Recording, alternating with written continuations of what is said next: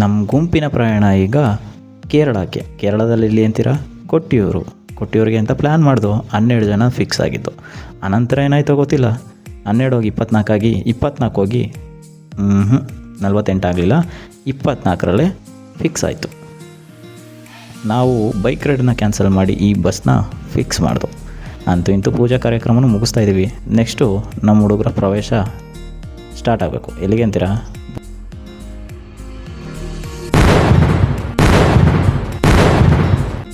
ನಮ್ಮೆಲ್ಲ ಕಾಯಿ ಹೊಡೆದಿದ್ದು ನೋಡಿ ನಮಗೆ ಶಾಕ್ ಆಗ್ಬಿಡ್ತು. ಯಾಕೆಂತೀರಾ, ಅವ್ನು ಹೊಡೆದಿದ್ದು ಕಾಯಿ ಚೂರು ಯಾವ್ಯಾವ ಕಡೆ ಇತ್ತು ಅಂತಲೇ ಗೊತ್ತಿಲ್ಲ. ಅದನ್ನು ನೋಡ್ಕೊಂಡು ನಮ್ಮ ಹುಡುಗರೆಲ್ಲ ಡೀರಪ್ಪ ಲೇಟ್ ಆಯಿತು ಅಂತ ನುಗ್ಗಿದ್ರು. Hello, mic testing 1 2 3 4. ಹಳೆ ಕಪ್ನ ಹಳೆ ಪ್ಲಾಸ್ಟಿಕ್ ರೀ, ಯಾರವರ ಕೊಡುವುದವೇನ್ರಿ? ನಮ್ಮ ಹುಡುಗರು ಎಂಟ್ರಿ ಏನೋ ಆಗ್ತಾಯಿತ್ತು. ಅದರಲ್ಲಿ ನಾನು ಕೌಂಟ್ ಅಂತೂ ಮಾಡಲಿಲ್ಲ.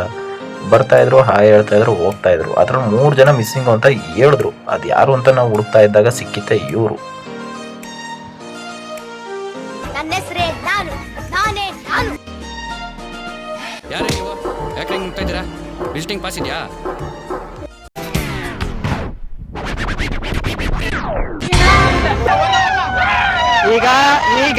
ಈಗ ನಮ್ಮ ಸಹಪಾಠಿಗಳು ನನಗೆ ಈ ಕಿರ್ಚಾಟ ನೋಡಿ ಅನಿಸಿತ್ತಂದರೆ,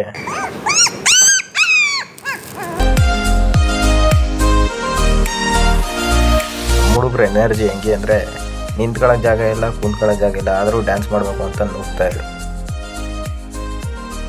ನಿಲ್ಸು ಬ್ಯಾಕ್ ಬಾ. ಪ್ಲೇ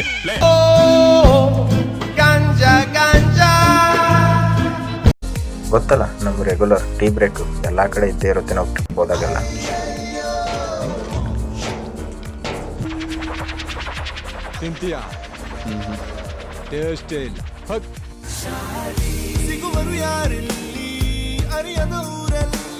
ನಂಗೆ ಅನ್ಸಿತ್ತು ಇದು ಚಾರ್ಲಿ ಅಲ್ಲ, ಅದು ಲಾಸ್ಟಲ್ಲಿ ಬರುತ್ತಲ್ಲ ಕರುಪು, ಅದು ಇರಬೇಕು. ಪ್ರಾಣಿಗಳೇ ಗುಣದಲ್ಲಿ ಮೇಲು, ಮಾನವನದಕ್ಕಿಂತ ಕೀಳು. ನನಗಿದ್ದು ನೋಡಿ ಸಾಕೆ ಅನಿಸ್ತು. ಅದು ಹೋಗಿ ಬರೋರಿಗೆಲ್ಲ ಪಾಪಕ್ಕೆ ಥ್ಯಾಂಕ್ಸ್ ಕೊಡ್ತಾ ಇತ್ತು. ನಮ್ಮ ಶಿವಣ್ಣ ಏನೋ ಹೇಳ್ತಾ ಇದ್ದ, ಆದರೆ ವಾಯ್ಸ್ ಬೇಡ. ಅವ್ನು ಹೇಳ್ತಿದ್ದು ನೋಡಿ ಫೇಸ್ ಎಕ್ಸ್ಪ್ರೆಷನ್ ನನಗೆ ಹೆಂಗೆ ಅನಿಸ್ತು ಅಂದರೆ, ಡಿಪ್ರೆಷನ್. ಟೀ ಬ್ರೇಕ್ ಆದ್ಮೇಲೆ ಒಂದು ಸ್ವಲ್ಪ ಡಿಸ್ಕಷನ್, ಯಾವುದ್ರ ಬಗ್ಗೆನೂ ಇಲ್ಲ, ಸುಮ್ಮನೆ ತಲಾಟೆ. ಕೆಲವೇ ಕ್ಷಣ ಆಗೋದಿಲ್ಲ, ಕಾಯ್ತೀರಿ ಬಾಬ್ಜಿ. ಇದೇ ನಮ್ಮ ನಮ್ಮ ಹತ್ರ ಮಾತಾಡ ಸಮಯ ನಾವು ಸರಿ ಇಲ್ಲ. 2 hours later. Good morning. ಕಣ್ಬಿಟ್ಟು ನೋಡಿದ್ರೆ ಬೆಳಗ್ಗೆನೇ ಆಗಿತ್ತು, ಆದರೆ ಇಲ್ಲಿ ಯಾಕೋ ಸ್ಟ್ರಕ್ ಆಗಿಬಿಟ್ಟಿದೆ ಅನ್ನೋ ಫೀಲ್ ಬರ್ತಾಯಿತ್ತು. ಯಾಕಂದರೆ ಮುಂದೆ ಏನೋ ಪ್ರಾಬ್ಲಮ್ ಇತ್ತು ಅನಿಸುತ್ತೆ. 37 ಕಿಲೋಮೀಟ್ರ್ ಇನ್ನೂ ಇದೆ. ಎಲ್ಲ 10 ಕಿಲೋಮೀಟ್ರು ಟ್ರಾಫಿಕ್ ಜಾಮ್ ಅಂತಿದ್ರು. ನಾವು 30 ಕಿಲೋಮೀಟ್ರ್ ಹಿಂದ್ಗಡೆನೇ ಸಿಗಾಕೊಂಡು ನನಗನ್ಸಿತ್ತು. ಆಮೇಲೆ ಬ್ರೋ, ನಾನಂತೂ ಸಿಕ್ಕಾಕೊಂಡಿನಿ ಬ್ರೋ. ನಮ್ಮ ಡ್ರೈವರ್ನ ಆ ಕಡೆ ಈ ಕಡೆ ಜಗ್ಗಿಸ್ಕೊಂಡು ನುಗ್ತಾ ಇದ್ದಾಗೆ ಹೇಗೋ ಜಗ್ಗಿಸ್ಕೊಂಡು ಮುಂದೆ ಹೋಗ್ತಾ ಕ್ಲಿಯರೆನ್ಸ್ ಆಯಿತು. ಎಸ್ ನುಗ್ಲಿ ಬನಾನ ಬೇಡ, ನುಗ್ಗಿಸ್ರಿ.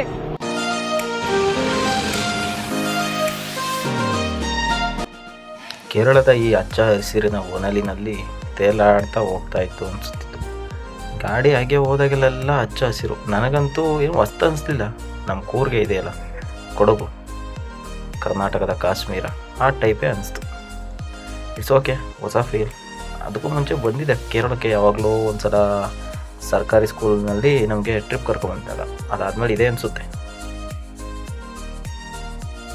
ನನ್ನ ಫೀಲ್ ಏನಿತ್ತು ಅಂದರೆ, ನಾನು ಹೋಗ್ತಿರೋದು ಶಿವಂದೇಲ ಆಯ್ಕೆ. ಅಲ್ಲೆಲ್ಲಿ ಚಿಕನ್ ಮಟನ್ ಸಿಗಲ್ವೇನೋ ಸುತ್ತಮುತ್ತ ಅಂದ್ಕೊಂಡಿದ್ದೆ. ಆದರೆ ಭಾರಿ ಐತೆ, ಕೋಣ, ಹಂದಿ, ಚಿಕನ್ನು ತುಂಬ. ಅದನ್ನೆಲ್ಲ ನೋಡ್ಕೊಂಡು ಕಣ್ಣು ತುಂಬಿಸ್ಕೊಂಡು ಪಾವನ ಆಯಿತು. ನೆಕ್ಸ್ಟು ಫ್ರೆಶ್ ಅಪ್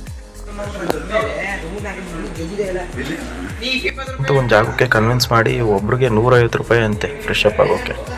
ಆದರೆ ಐತೆ ಅಲ್ಲೋಗಿ ತುಂಬ ಲೇಟ್ ಆಗೋದು ಬೇಡ, ನಮ್ಮ ಟೈಮ್ ತುಂಬ ಇಂಪಾರ್ಟೆಂಟು ಅಂತ ಬಂದಿದ್ದೆ ಈ ಜಾಗಕ್ಕೆ.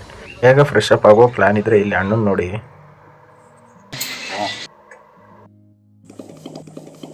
ಸೇಮ್ ನನಗೂ ಹಂಗೆ ಅನಿಸ್ತು. ಅದಕ್ಕೆ ಈ ಕ್ಲಿಪ್ಪು.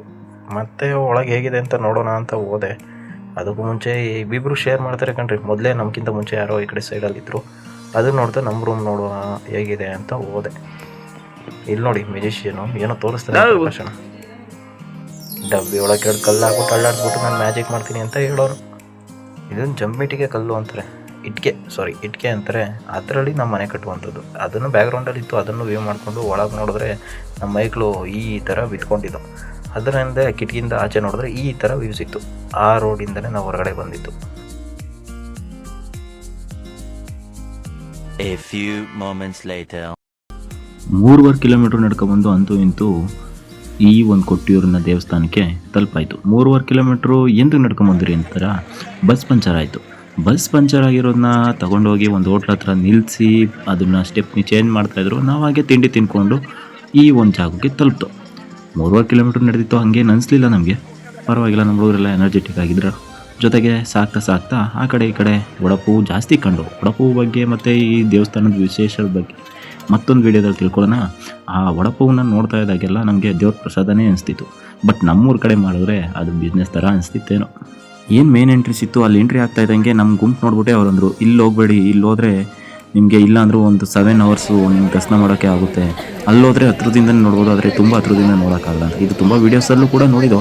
ಈ ಬಾವಲಿ ನದಿನ ನೋಡ್ತಾ ಹಾಗೆ ಬ್ರಿಡ್ಜ್ ಮೇಲೆ ಸಾಗಬೇಕಂತ ಸಾಗ್ತಾಯಿದ್ದು. ಕ್ರೌಡು ಸ್ವಲ್ಪ ಕಮ್ಮಿ ಇದೆ ಅಂತ ಅನಿಸ್ತು, ಫೀಲ್ ಆಯಿತು. ಇನ್ನು ಒಳಗೆ ಪ್ರವೇಶ ಮಾಡ್ತಾ ಇದ್ದಂಗೆ ಕ್ರೌಡ್ಸ್ ಜಾಸ್ತಿ ಇದೆ ಅಂತಲೂ ಗೊತ್ತಾಯಿತು. ಪರವಾಗಿಲ್ಲ, ನಮ್ಮ ದರ್ಶನ ಹೇಗಾಗುತ್ತೆ ಅಂತ ಒಂದು ಕಾತುರ ತುಂಬಾ ಇತ್ತು.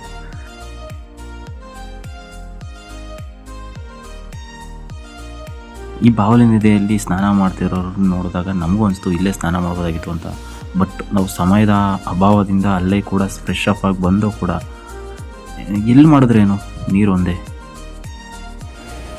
ಹಾಗೆ ಈಗ ಸಾಗ್ತಾ ನಮಗೆ ಈ ಒಂದು ವೀಡಿಯೋಸಲ್ಲಿ ಎಂಟ್ರೀಸ್ ಆದ ತಕ್ಷಣ ಮೊಣಕಾಲೋದಷ್ಟು ನೀರು, ಆ ಒಂದು ಜಾಗದಲ್ಲಿ ನಡ್ಕೊಂಡು ಹೋಗೋ ಒಂದು ವೀಡಿಯೋಸ್ನ ತುಣುಕುಗಳನ್ನ ನಾವು ನೋಡಿದ್ದು. ಅದೇ ರೀತಿ ಇದನ್ನೆಲ್ಲ ನೋಡ್ಕೊತಾ ಇರುವಾಗ ಎಲ್ಲೋ ವೀಡಿಯೋಸ್ನಲ್ಲಿ ನೋಡಿದ್ದು, ಇವಾಗ ನೈಜತೆಯಿಂದ ಕೂಡಿದೆ ಅನ್ನೋ ಅನಿಸ್ತಿತ್ತು. ನೋಡಿ ಇದನ್ನೇ ನಾನು ಹೇಳಿದ್ದು. ಇಲ್ಲಿ ಸಾಗ್ತಾ ಇರ್ಬೇಕಾದ್ರೆ ನಮಗೇನೋ ಒಂದು ಸ್ವರ್ಗದ ಬಾಗಿಲು ಹತ್ರ ತಲುಪ್ತಾ ಇದ್ದೀವೋ ಅಂತ ಒಂದು ಫೀಲ್ ಕೂಡ ಆಗ್ತು.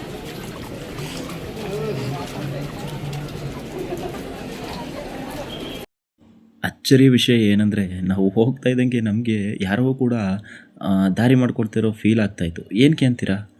ನೋಡಿ ಎಷ್ಟು ಫ್ರೀ ಆಗಿದೆ. ನಾವು ತುಂಬ ವೀಡಿಯೋಸಲ್ಲಿ ನೋಡಿದ್ದೋ. ಇದಕ್ಕೆ ನಾವು ಹೋಗೋ ಒಂದು ವಾರದಿಂದೆ ಯಾರು ಹೋಗಬೇಡಿ, ಆ ಥರ ಪ್ರಾಬ್ಲಮ್ ಇದೆ, ಈ ಪ್ರಾಬ್ಲಮ್ ಇದೆ ಅನ್ನೋ ಒಂದು ವೀಡಿಯೋ ತುಣುಕುಗಳು ನೋಡ್ತಾಯಿದ್ದು. ಬಟ್ ನಮಗೇನೋ ಯಾರೋ ಜಾಗ ಮಾಡಿಕೊಡ್ತಾ ಇದ್ದಾರೆ ಅಂತ ಅನಿಸ್ತು. ದೈವ ಭಕ್ತಿನೇ ಇರ್ಬೋದು, ಇರಲಿ, ಒಳ್ಳೇದಾಗಲಿ, ಸಾಕ್ತಾಯಿದ್ದೋ. ಆಮೇಲೆ ನಮಗೆ ಗೊತ್ತಾಗಿತ್ತು ಏನಂದರೆ, ತುಂಬ ಹೊತ್ತಿನಿಂದ ಕಾಯ್ತಾ ಕೂಳ್ತಿದ್ರು. ಏನಕ್ಕೆ ಅಂದ್ರೆ ಗಜರಾಜನ ಪ್ರದಕ್ಷಿಣೆಗೆ. ಅದು ನಮಗೆ ಹೋದಾಕ್ಷಣ ಸಿಕ್ತು. ನಮ್ಮದೇ ಮೊದಲೇ ಎಂಟ್ರಿ ಅನ್ನೋ ಆಗಿತ್ತು. ಓಕೆ, ನಾವು ಗಜರಾಜನ ಪ್ರದಕ್ಷಿಣೆನ ನೋಡೋಣ.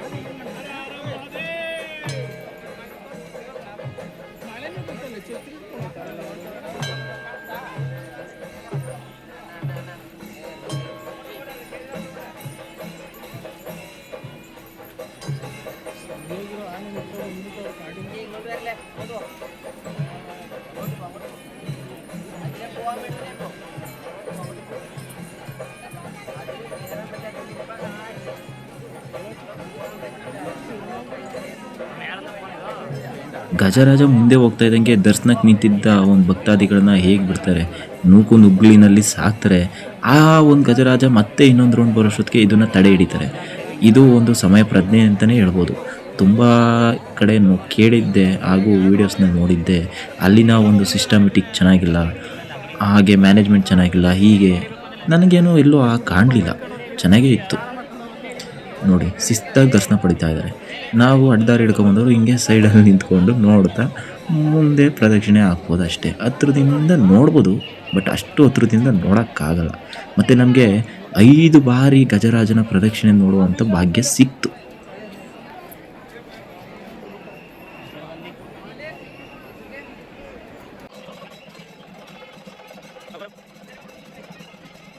ಇನ್ನು ಡ್ರೆಸ್ ಸೆನ್ಸ್ ಅಂತ ವಿಚಾರಕ್ಕೆ ಅಂತ ಬಂದರೆ ಇಲ್ಲಿ ನಮ್ಮ ಗಂಡು ಮಕ್ಕಳಿಗೆ ಒಂದು ಪಂಚೆ ಶಾಲು ಈ ಥರ ಇತ್ತು. ಹಾಗೆ ಹೆಣ್ಮಕ್ಳಿಗೆ ಏನು ಸಂಸ್ಕೃತಿಗೆ ಅನುಗುಣವಾಗಿ ಒಂದಷ್ಟು ಉಡುಪು ಓಕೆ. ಬಟ್ ಆದರೆ ನನಗನ್ಸಿತ್ತೇನೆಂದರೆ ಇದು ಬೇಕಾಗಿಲ್ಲ ಅಂತ ಅನಿಸ್ತು. ಯಾಕಂದರೆ ಭಕ್ತಿ ಅನ್ನೋದು ಮನಸ್ಸಲ್ಲಿದ್ದರೆ ಸಾಕು. ಬಟ್ ಅಲ್ಲಿನ ಒಂದು ಸಂಪ್ರದಾಯದ ಪ್ರಕಾರ ನಾವು ಆಚರಣೆಗೆ ಒಳಗಾಗಲೇಬೇಕು. ಆದರೆ ನಾವು ಕೂಡ ಅದನ್ನೇ ಪಾಲಿಸ್ತು. ಬಟ್ ಒಂದಷ್ಟು ಜನ ನಾನು ನೋಡಿದ ಮಟ್ಟಿಗೆ ಹೆಣ್ಮಕ್ಳಾಗಲಿ ಗಂಡು ಮಕ್ಕಳಾಗಲಿ ಆ ವಸ್ತ್ರ ವಿನ್ಯಾಸಗಳು ನಾನು ಕಾಣಲಿಲ್ಲ ಅಲ್ಲಿ. ಶಿವನು ಸತಿಯನ್ನು ಕಳೆದುಕೊಂಡ ಜಾಗವಾಗಿರುತ್ತೆ. ಹಾಗೆ ಇಲ್ಲಿ ತೆಂಗಿನಕಾಯಿ ಇರಿಸಿದ್ದಾರೆ ಮತ್ತು ಈ ಹಣವನ್ನು ಮೇಲಿಂದ ಕೂಡ ಇರಿಸ್ತಾಯಿದ್ರು. ಏನಕ್ಕೆ ಅಂತ ಗೊತ್ತಿಲ್ಲ. ಪರ್ಟಿಕ್ಯುಲರ್ ರೀಸನ್ ಕೇಳಿದಾಗ ನನಗೆ ಕೇಳಿ ಬಂದಿತ್ತು, ನಾವು ದುಡಿದ ಮುಂದೆ ಇದು ಯಾವುದೂ ಅಲ್ಲ, ಯಾವುದು ಶಾಶ್ವತವಲ್ಲ ಎಂಬ ಸಂಕೇತವಾಗಿ ಅದನ್ನು ಹಾಕ್ತಿದ್ರು ತಿಳಿದು ಬಂದ ವಿಷಯವಾಗಿದೆ. ಇಲ್ಲಿನ ಸಂಪ್ರದಾಯ ಸಂಸ್ಕೃತಿಗಳು ಆಚರಣೆ ವಿಚಾರಗಳು ತುಂಬ ಮನಮೋಹಕವಾಗೇ ಇದ್ವು.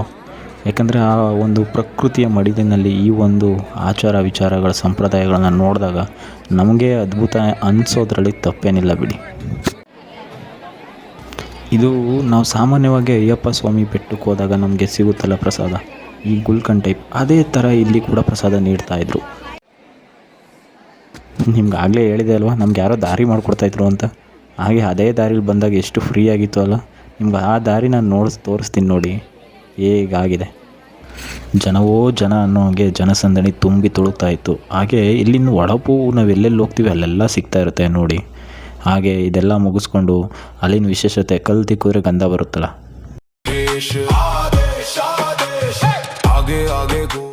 ನಿಜ ಹೇಳಬೇಕು ಅಂದರೆ ದರ್ಶನ ಮಾಡೋಕ್ಕೆ 10-12 ಗಂಟೆ ಕಾದರೆ ನಮಗೆ ಬರೀ 1.5 ತಾಸಲ್ಲಿ ನಮ್ಗೆ ಮುಗ್ದೇ ಹೋಯಿತು. ಈ ಒಂದು ಜಾಗಕ್ಕೆ ಹಾಗೆ ವಿದಾಯ ಹೇಳ್ತಾ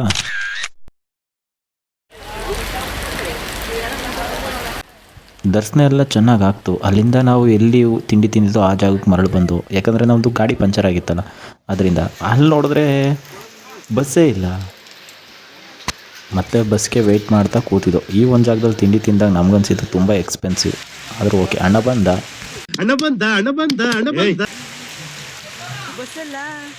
ಅಲ್ಲಿಂದ ನಾವು ಹೊರಟ್ಬಿಡೋಣ ಯಾಕಂದರೆ ಮಳೆ ಅಂದ್ಕೊಂಡು ಹೊರಟಿದ್ದೋ. ಅದಾದಮೇಲೆ ನಮ್ಗನ್ನಿಸ್ತು ಯಾಕೆ ಬರೀ ಒಂದೇ ಪ್ಲೇಸ್ಗೆ ಇನ್ನೂ ಟೈಮ್ಸ್ ಇದೆಯಲ್ಲ ಅನ್ನೋ ಒಂದಿದ್ದಾಗ ನಮ್ಮ ಪೃಥ್ವಿರಾಜು ಕೊನೆಗೆ ಪ್ಲ್ಯಾನ್ ಮಾಡಿದ್ದೆ ಪಲಚುರುಂ ಫಾಲ್ಸ್ ವಯನಾಡ್ಗೆ. ಓಕೆ ನೋಡೇ ಬಿಡೋಣ ಅಂತ ಬಂದು ಗಾಡಿ ಪಾರ್ಕ್ ಮಾಡಿ ಈಗಿದೆ ವ್ಯೂ ಪಾಯಿಂಟ್. ಇಲ್ಲಿ ಈ ವ್ಯೂನ ಪಾಯಿಂಟ್ ನಿಲ್ಲಿಸ್ಕೊಂಡು ಇಲ್ಲಿಂದ 1.5 ಕಿಲೋಮೀಟ್ರ್ ನಡಿಬೇಕು. ಟ್ರೆಕ್ಕಿಂಗ್ ಪ್ಲೇಸ್ ಥರ ಇದೆ, ಆ್ಯಕ್ಚುಲಿ ತುಂಬ ಚೆನ್ನಾಗಿದೆ. ಹಾಗೆ ನಾವು ಈಜಾಡ್ಬೋದು, ಯಾಕಂದ್ರೆ ನಡೆದಾಡ್ತಾನೆ ಈಜಾಡ್ಬೋದು. ಹೆಂಗಿದೆ ಗೊತ್ತಾ ದಾರಿ, ಹಿಂಗಿದೆ, ಯಾವುದೋ ಟೀ ಮಾಡಿಬಿಟ್ಟು ದಾರಿಗೆ ಊದಂಗಿದೆ. ಹಂಗಂತ ಟೀ ಅಂತ ಎತ್ಕೊಂಡು ಕುಡಿಲಿಲ್ಲ, ನಡ್ಕೊಂಡು ಹೋಗ್ತಾಯಿದ್ದು. ಕಾಲಿಟ್ಟಲ್ಲೆಲ್ಲ ಜಾರೋದು, ಯಾಕಂದರೆ ಮೊದಲೇ ಇನ್ಸ್ಟ್ರಕ್ಷನ್ ಕೊಟ್ಟಿದ್ದ ಪುಟ್ಟ, ಏನಂತ ಚಪ್ಪಲಿ ಯೂಸ್ ಮಾಡಬೇಡಿ ಅಂತ. ಹಾಗೆ ಮಾತಾಡ್ಕೊಂಡು ಜಾಗ ಸಾಗ್ತಾ ಇದ್ದಂಗೆ ಅಲ್ಲಿನ ಪ್ರಕೃತಿಯ ಒಂದು ಒಡಲಿನಲ್ಲಿ ಸೌಂಡ್ ಬರುತ್ತಲ್ಲ, ಆ ಒಂದು ಸೌಂಡು ಕೇಳಿಸ್ಕೊಡಿ.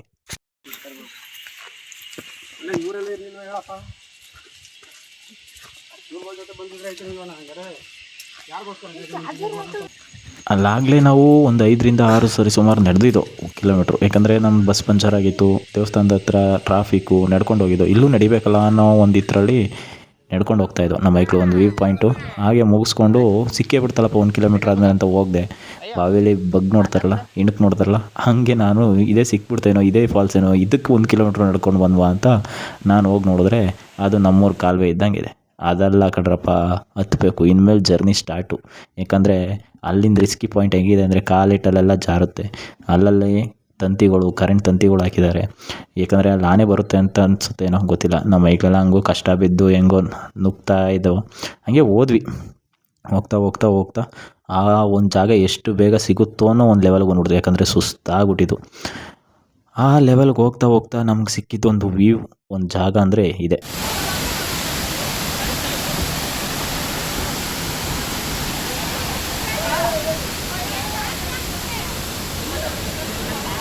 ಈ ಒಂದು ಜಾಗದಲ್ಲಿ ನಾವು ನಮ್ಮ ಹುಡುಗರು ತುಂಬ ಎಂಜಾಯ್ ಮಾಡ್ತಾ ಕೊನೆಗೆ ಪ್ರಕೃತಿಯ ಮಡಿಲಿನಲ್ಲೇ ಇಂಥ ಅದ್ಭುತಗಳು ಇರೋದು ಅಂತ ನಮಗೂ ಗೊತ್ತು. ಅಲ್ಲಿ ಎಂಜಾಯ್ ಮಾಡ್ತಾ ಒಂದು ನಮ್ಮ ಕಾಲ ಕಳೆದ ಕ್ಷಣಗಳನ್ನ ನೆನೆಸ್ಕೊಳ್ತಾ ಈ ಒಂದು ಟ್ರಿಪ್ನ ಮುಕ್ತಾಯಗೊಳ್ಳೋ ಟೈಮ್ ಬಂತಲ್ಲ ಅಂತ ಬೇಜಾರು ಕೂಡ ಆಯಿತು. ಇಲ್ಲಿಂದ ಮುಂದಕ್ಕೆ ವೀಡಿಯೋ ಮಾಡೋಕ್ಕಾಗಲಿಲ್ಲ, ಯಾಕಂದರೆ ಫುಲ್ ಟಯರ್ಡ್ ಆಗಿದ್ದು. ಇಲ್ಲಿಂದ ಜರ್ನಿ ಇನ್ನೊಂದು 5 ಅವರ್ ಆಗುತ್ತೆ ಅಂತ ಹೇಳಿದರು. ಅದಕ್ಕಿಂತ ಜಾಸ್ತಿನೇ ಆಯಿತು. ಅಲ್ಲಿಂದ ಮಧ್ಯ ಗೋಣಿಕೊಪ್ಪದಲ್ಲಿ ನಾವು ಊಟ ಮಾಡಿಕೊಂಡು ಮನೆಗೆ ಬಂದಾಗ 1-2 ಗಂಟೆ ಆಗಿತ್ತು. ಆದರೂ ಕೂಡ ಈ ಒಂದು ಟ್ರಿಪ್ಪು ತುಂಬ ಎಂಜಾಯ್ ಮಾಡಿಕೊಂಡೇ ಮಾಡ್ದು ಅನಿಸುತ್ತೆ. ಯಾಕಂದರೆ ನಾವು ದೇವಸ್ಥಾನಕ್ಕೆ ಹೋದಾಗ 5 ಕಿಲೋಮೀಟ್ರ್ ನಡೆದಾಗ ತುಂಬ ನಡೆದ್ವಲ್ಲ ಅನ್ನೋ ಫೀಲ್ ಬಂತು. ಅದೇ ಫಲಚುರಂ ಫಾಲ್ಸ್ಗೆ 1.5 ಕಿಲೋಮೀಟ್ರ್ ನಡಿಬೇಕಲ್ಲ ಅನಿಸ್ತು. ಅಲ್ಲಿ ಹೋಗಿ ಎಂಜಾಯ್ ಮಾಡ್ಕೊ ಬಂದಮೇಲೆ ಯಾಕೋ ಟ್ರಿಪ್ಪು ಫಿಲ್ ಆಯಿತು ಅನಿಸ್ತು. ಕೊನೆಗೆ ನಾವು ಹೇಳ್ಬೇಕಾಗಿರೋದು ಬಾಯ್ ಬಾಯ್ ಟಾಟಾ. ಅಷ್ಟೇ.